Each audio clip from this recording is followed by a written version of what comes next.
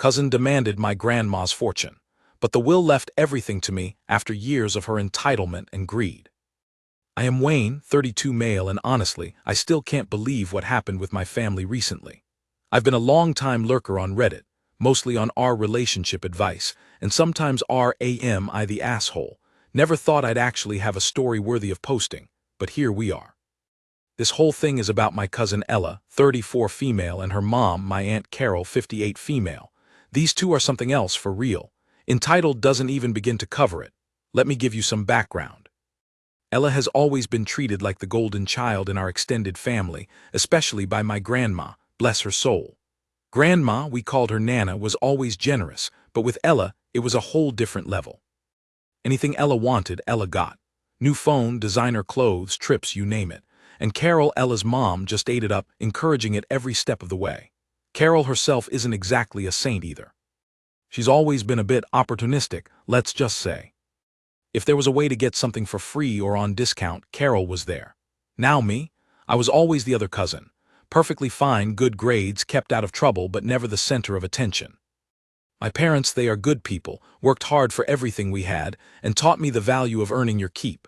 We weren't rich, not by a long shot, but we were comfortable and happy. And honestly, I never really minded not being the golden child. It seemed like a lot of pressure anyway. Plus, watching Ella and Carol in action was kind of entertaining in a train wreck kind of way. So, Nana passed away last month. She was 88, lived a long and full life, but it was still sad. Of course, the moment Nana's health started declining, Carol and Ella were hovering like vultures. It was disgusting to watch. They were constantly visiting, not out of genuine concern, I could tell, but to make sure they were in Nana's good graces, you know. Especially Ella. She would bring Nana flowers, read to her, all the things she never did before Nana started getting frail. It was so transparent. Everyone in the family pretty much assumed Ella would inherit the bulk of Nana's estate. It was just expected. Nana always doted on her, and Carol and Ella certainly acted like it was a done deal. They started talking about Nana's house and Nana's jewelry like they already owned them. It was infuriating, but what could I do? I just kept my mouth shut and tried to be respectful during a difficult time. The will reading was scheduled for last week. The whole family gathered at the lawyer's office. It was tense. Carol and Ella were practically radiating smugness. They were dressed up, hair done, the whole 9 yards, like they were going to party, not a will reading. My parents and I were there, my uncle and his family, a few other relatives. The lawyer, Mr. Henderson, a very serious-looking man in a suit, started reading the will. He went through the usual stuff first. You know, to my loving niece Sarah, I leave my china set. To my dear nephew John, I bequeath my watch collection. Standard stuff. Then he got to the main part, the house, the savings, the investments. Everyone leaned in. You could cut the tension with a knife. I swear I could practically hear Carol and Ella holding their breath, waiting for their names to be called. Mr. Henderson cleared his throat and said, and to my grandson Wayne. Wait, what, did I hear that right? My name. Everyone turned to look at me. I was just as shocked as they were. I mean, I knew Nana liked me. We had a good relationship, but I never in a million years expected to be the main beneficiary. Mr. Henderson continued, I leave my entire estate, including my house, all bank accounts, investments, and personal property. Silence, complete and utter silence. You could hear a pin drop. Then Carol sputtered, excuse me, Mr. Henderson, there must be some mistake. Did you say Wayne? Mr. Henderson calmly adjusted his glasses and looked at Carol. Yes, Mrs. Davis, that is correct. The will clearly states that the entirety of Mrs. Eleanor Miller's estate is to be bequeathed to her grandson, Wayne Thompson. Ella's face was turning red. She looked like she was about to explode. But Nana always said, she always hinted, Ella stammered, her voice shaking. Carol jumped in, her voice rising. This is outrageous. There has to be a mistake. Ella is her granddaughter, her only granddaughter. She's always been so close to Nana. Wayne, what did you do? Did you manipulate Nana somehow? Did you change the will? I was still reeling from the shock, but I managed to find my voice. Aunt Carol, I didn't do anything. I had no idea about any of this. I'm just as surprised as you are, which was completely true. I was beyond surprised, I was floored. Mr. Henderson intervened, his voice firm but professional. Mrs. Davis, Miss Ella, I assure you there is no mistake. This is the legally valid will of Mrs. Miller, signed and witnessed according to all legal requirements. I understand this may be unexpected, but I must ask you to respect Mrs. Miller's wishes.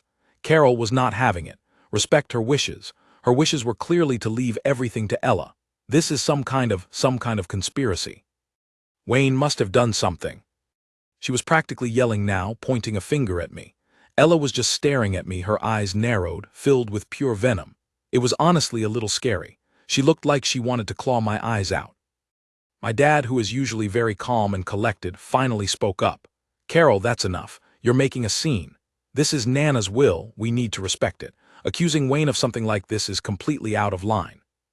My mom put a hand on my arm, giving me a reassuring squeeze. I could see she was just as shocked as I was, but also trying to be supportive. Mr. Henderson, bless his soul, tried to regain control of the situation.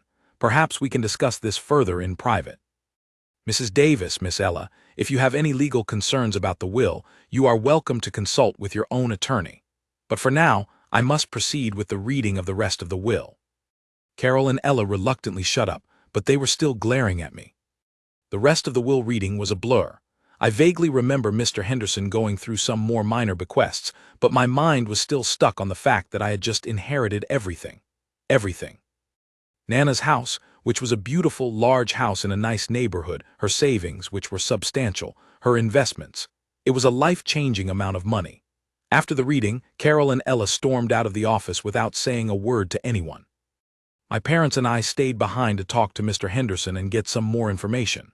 He explained the next steps, probate, taxes, all that legal stuff. It was overwhelming, to say the least. On the drive home, my parents were quiet. Finally, my dad turned to me and said, "Wayne, are you okay? This is a lot to take in." "Yeah, Dad, I'm still processing it. I don't understand why Nana left everything to me. Not that I'm not grateful, but Ella always seemed to be her favorite." I said, honestly confused. My mom smiled gently. "Wayne, honey, sometimes things aren't always as they seem. Maybe Nana had her reasons. Maybe she saw something in you that she didn't see in Ella." That night, I couldn't sleep. My mind was racing. Why me? Why not Ella? I started thinking back about my relationship with Nana compared to Ella's, and then it hit me. Maybe Nana wasn't as blind to Ella and Carol's entitlement as I thought. I remembered all those times Ella would visit Nana, always asking for something. Money for this, money for that, always with some flimsy excuse. And Carol was just as bad, always hinting about their financial struggles, conveniently around Nana. They were like professional grifters, always trying to squeeze money out of her. And me? I always visited Nana because I genuinely enjoyed her company. We would talk for hours about everything and nothing. I would help her with things around the house, run errands for her, just be there for her. I never asked her for anything. In fact, I always tried to bring her small gifts, like her favorite cookies or a new book. Maybe Nana saw the difference. Maybe she saw that my affection was genuine, while Ella and Carol's was transactional. I remembered one conversation I had with Nana a few years ago. We were sitting in her garden, and she was telling me about some family drama from years ago. She said, "Wayne, always be wary of people who only love you for what you can give them. True love is unconditional. It's about who you are, not what you have." At the time, I didn't fully understand what she meant, but now it clicked. Nana was a lot wiser than I gave her credit for. She saw right through Ella and Carol's act. The next few weeks were interesting. Carol and Ella went nuclear. They called my parents, they called me. They even showed up at my parents' house uninvited, demanding answers. Carol accused me of everything under the sun, from manipulating Nana to forging the will. She threatened to sue, to contest the will, everything short of arson, I think. Ella mostly just glared at me, occasionally spitting out insults like gold digger and opportunist. It was like watching a toddler throw a tantrum, except these were grown women. My parents, bless them, handled it with grace and patience, which is more than I could have done. They just kept repeating that it was Nana's will and we had to respect her wishes. They advised me to ignore Carol and Ella and let the lawyers handle everything, which is exactly what I did. I forwarded all their calls and messages to Mr. Henderson, and he dealt with them. Apparently, Carol did consult with a lawyer, but after reviewing the will, even her lawyer told her she didn't have a case. The will was airtight, so Carol and Ella's threats of lawsuits and will contests fizzled out, but their resentment, that was still burning strong. They started spreading rumors about me to other family members, trying to paint me as some kind of villain who stole Nana's inheritance. Some relatives, the ones who were always easily swayed by gossip, started giving me the cold shoulder. But most of my family, especially my uncle and his family, were supportive. They knew Carol and Ella's true colors and they weren't surprised by any of this. Now, here's where the revenge part comes in, though honestly, I didn't intentionally set out for revenge. It just kind of happened. After all the legal stuff was settled and the inheritance was officially mine, I had to decide what to do with it. The house was beautiful, but it was too big for me. I live in a different city, have my own life and my own apartment. Selling it seemed like the most practical option. And the money, well, it was a lot. More money than I ever dreamed of having. I thought long and hard about what to do. I could invest it, save it, retire early, buy a fancy car, go on extravagant vacations, all the usual things people do when they come into money. But none of that felt quite right. Then I remembered something Nana always used to say: money is meant to be used to do good in the world, not just to hoard. So I decided to use a significant portion of the inheritance to start a foundation in Nana's name. It would focus on helping underprivileged kids get access to education and extracurricular activities. Something Nana was always passionate about. I contacted a financial advisor and a lawyer specializing in nonprofits and started the process of setting it up. The local newspaper got wind of it and wanted to do a story. They interviewed me, talked about Nana and the foundation. The article came out last week, with a big picture of me and Nana on the front page. It was a really positive article, highlighting Nana's generosity and my efforts to continue her legacy. And guess who saw the article? Yep, Carol and Ella. I found out through the family grapevine that they were absolutely livid. Apparently, they saw the newspaper at Carol's hairdresser, and Ella nearly had a meltdown right there in the salon. The hairdresser, who is also Carol's neighbor and loves to gossip, gleefully told everyone about it. Oh, small towns, you gotta love them. The best part? The article mentioned the source of the foundation's funding. The Aliner Miller Foundation is generously funded by a bequest from the estate of the late Aliner Miller. It didn't specifically say bequeathed to Wayne, but everyone who knew the family knew exactly what it meant. It was like a subtle, public confirmation that Nana had chosen me, not Ella. I haven't heard directly from Carol or Ella since the article came out, but I'm sure they are seething. And honestly, I'm not even sorry. They spent years acting entitled and greedy, expecting to inherit everything, treating me like I was invisible. And now they got nothing. Nada. Zilch. And not only did they get nothing, but the money is being used for something good, something that honors Nana's memory in a meaningful way. It's like the ultimate karmic payback. I know some people might say I'm being petty or vindictive, but I don't see it that way. I'm just living my life, doing something positive with the unexpected windfall I received. If Carol and Ella are unhappy about it, well, that's their problem. They made their bed, now they can lie in it. And Nana. I think she would be proud. I think she would be happy that her money is going to help kids who really need it, and that it's not being squandered on designer handbags and fancy vacations by people who already have too much. So yeah, that's my story. From zero expectations to inheriting a fortune and starting a foundation. It's been a wild ride, to say the least. And honestly, the best revenge is living well and doing good. Carol and Ella's misery is just a bonus. Reddit, what do you think? Am I the asshole for? Well, for existing and being Nana's favorite grandson, apparently. I don't think so, but I'm sure the comments section will be divided on this one. Update 1. Wow, the response to my original post was incredible. Thank you all for the support and validation. I was honestly expecting a lot more YTA. You should have shared with Ella comments, but it seems like most of you are on my side, which is really reassuring. And for those who asked for updates, here is a small one. So after the newspaper article came out, things were quiet for about a week. I thought maybe Carol and Ella had finally given up and moved on to plotting their next scheme. Boy, was I wrong. Last Saturday I got a call from my dad. He sounded stressed. He said Carol had called him, practically hysterical. Apparently Ella had done something drastic. According to my dad, Ella had maxed out all her credit cards and taken out a bunch of payday loans, all in her name. Then she went to Carol and demanded that Carol pay off her debts, claiming it was Nana's money and Carol was entitled to it, and therefore Carol should bail her out. When Carol refused, Ella lost it. She started screaming and yelling, accusing Carol of being a bad mother, of ruining her life, of siding with me, all the usual dramatic Ella stuff. Then she did something truly insane. She trashed Carol's house. Like full-on smashed dishes, ripped curtains, overturned furniture, the whole 9 yards. My dad said Carol was in tears, describing the scene to him over the phone. Apparently, Carol called the police, and Ella was arrested for property damage. She spent the night in jail and was released on bail the next day. Now Carol is pressing charges and has filed a restraining order against Ella. It's a complete and utter mess. My dad said Carol was blaming me for everything, saying if Nana hadn't left me the inheritance, none of this would have happened. Which is classic Carol, always deflecting blame and never taking responsibility for her own actions or her daughter's behavior. I honestly don't know what to say. I feel bad for Carol in a way. She created this monster, this entitled, spoiled brat of a daughter, and now it's all blowing up in her face. But at the same time, Carol enabled Ella's behavior for years, so she kind of brought it on herself. And Ella, well, Ella is just a disaster.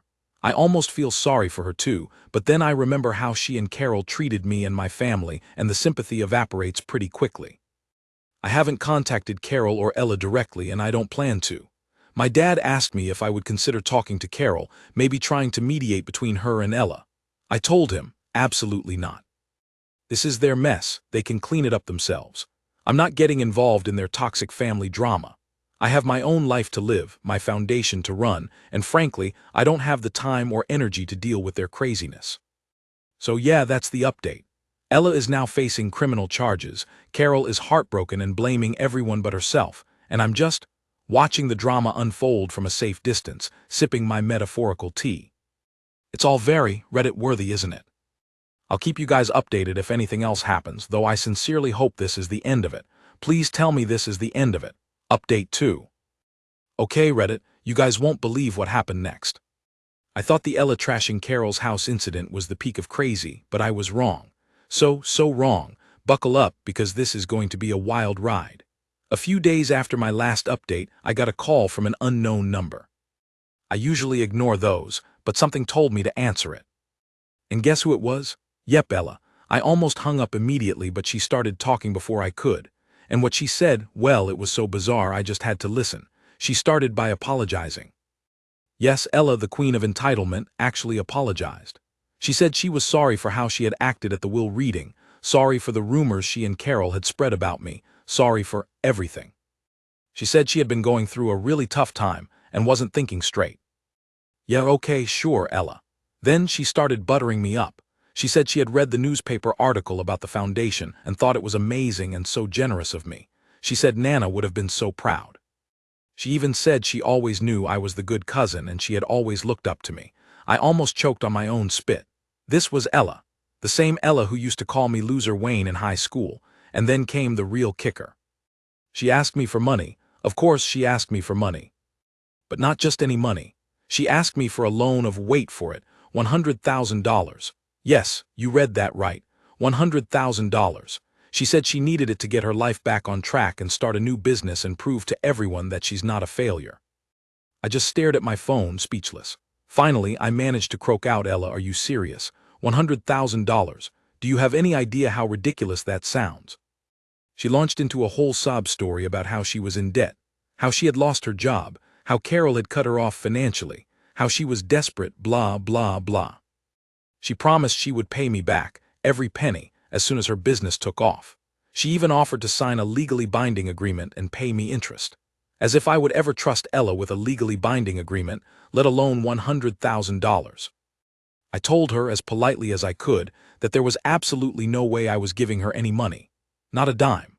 I explained that the inheritance was meant for the foundation, for helping underprivileged kids, not for bailing out entitled cousins who trashed their mothers' houses. I thought that would be the end of it, but no, Ella is nothing if not persistent. She started begging. She pleaded, she cried, she whined. She even threatened to tell everyone that I was heartless and greedy and didn't care about family. She said I was just like Carol and deserved to be alone and miserable. It was classic Ella manipulation tactics turned up to 11. I remained firm. I told her again, no money, not now, not ever. I wished her luck with her business and hung up. I immediately blocked her number, just in case she decided to call back with more sob stories or threats. I thought that was the end of it. Wrong again. The next day I got a message from my dad. He said Carol had called him, frantic. Apparently, Ella had shown up at Carol's house again, despite the restraining order. Carol called the police, and Ella was arrested again. This time, she's facing more serious charges, including violating a restraining order and possibly even stalking. My dad said Carol was completely broken. She was crying, saying she didn't know what to do, that Ella was destroying her life, that she regretted ever having children. It was heartbreaking to hear, even knowing how much Carol and Ella had put my family through. My dad asked me again if I would consider talking to Carol, maybe offering some kind of assistance. I said, "Dad, I love you, but no, I am not getting involved. Carol made her choices, she raised Ella to be who she is, and now she has to deal with the consequences. It's sad, yes, but it's not my responsibility to fix their mess. So that's where things stand now. Ella is in jail again, Carol is a wreck, and I'm still running my foundation and trying to live my life. I honestly don't know what the future holds for Carol and Ella. Maybe Ella will finally get some help, some therapy, some kind of intervention. Maybe Carol will finally realize that she needs to set boundaries and stop enabling her daughter's toxic behavior. Or maybe they will both continue down this path of self-destruction. I honestly don't know, and frankly, I don't want to know. I'm just focusing on the positive, on the foundation, on honoring Nana's memory. And every time I feel a pang of guilt or sympathy for Carol and Ella, I just remind myself of their entitlement, their greed, and how they treated me and my family for years. And then the sympathy fades away pretty quickly. Reddit, tell me I'm not a complete monster for feeling this way. Because honestly, sometimes I wonder. But then I remember Nana's will, and I know I'm doing the right thing. For myself, for Nana's legacy, and for all the kids who will benefit from the foundation. And that's all that matters in the end, right? Thank you for watching.